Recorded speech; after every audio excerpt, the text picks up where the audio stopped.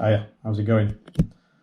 So, I want to talk about loops and sample libraries and the use of them in making tracks. Specifically, just to give an example, Splice. So, Splice is fantastic, tons of libraries, and one of the things that I use it the most for is for getting loops. Now, there seems to be a stigma associated with making compositions purely using loops. I've read a lot of things, I've read a lot of articles, books, videos, and lots of musicians, producers talk about how it's not really making music. And I agree to a certain degree. If all you're doing is copy and pasting and sticking it together, yes, it takes some artistic creation to stick them together in the right order, but are you really making music? Are you really making something original? I don't think so. However, one of the things which occurs to me, which I just wanted to talk about, is let's say you were looking for a trumpet part, in my case. Excuse me. I play trumpet on somebody's track, whatever it might be. Now, they come to me and they say, I want the trumpet to sound like this, I want it in these parts, I want it to be this style, these dynamics, whatever. I play that, it's fine, everybody's happy. They get what they asked for and they get what they paid for. The same principle on Splice. A trumpet player has recorded some samples. They've recorded themselves playing, they've made some loops or some one-shots, but they've made some loops of them playing the trumpet and they've put it out on Splice. Now, that sounds a specific way, but it's nonetheless, it's the same thing. It's a trumpet part, an actual piece of audio from an actual trumpet player. It's not synthetic, it's not electronic, it's somebody's actual trumpet that's played it. So if that fits the bill for what I'm looking for my tune, where is the difference between me using that, excuse the noise in the background, my family shouting, where is the difference between me using a pre-recorded loop from Splice in my tune and somebody coming to me and saying, can you make me a trumpet part? Now that applies to every instrument you can think of, as well as Foley, noises, effects, everything.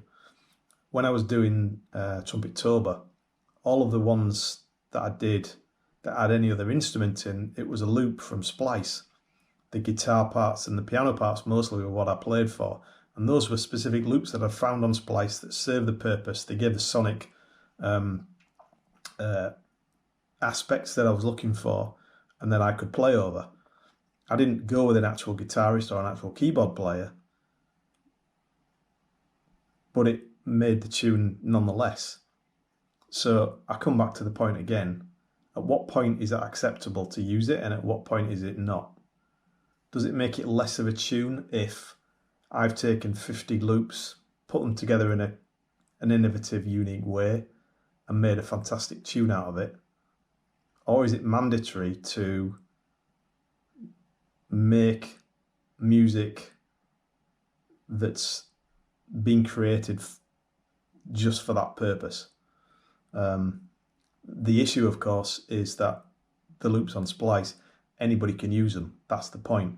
You're putting something out that somebody else can use tomorrow in their track. In fact, the other day I was listening to one of the Chilled Cow playlists. Chilled Cow. One of the Chilled Cow playlists, the jazz one. There was a tune on there that came up, and the guitar, I think the guitar and the drum loop that were in it were exactly the same as ones that I've used in two of my Trumpetober tracks. They'd cut it up and they'd made it slightly shorter. but they hadn't done too much else to it. It was basically that. It was, me listening to something I've made myself with exactly the same samples. And therein lies the crux of the issue. If you're going to put something out which uses loops from a public library like Splice, then you need to cut it up in such a way that it makes it sound unique. You need to put some distortion on it, or change the pitch of it, or change the tempo, or whatever it might be, but you need to do something to it to make it sound different, to make it sound unique, so that if somebody does use it, it's unrecognisable as yours. Which I guess is the key thing. And then if you do that, then does that make it then acceptable for you to use those loops in a public released track which goes on, say, Spotify? I would argue yes. I would argue that there's no difference between me recording my own trumpet and me getting a pre-recorded loop of somebody else playing trumpet, as long as I cut up the loop, the sample, in such a way that it makes it sound different and unique from the original that I just got off Splice. Just taking it off Splice and pasting them together is lazy, unimaginative.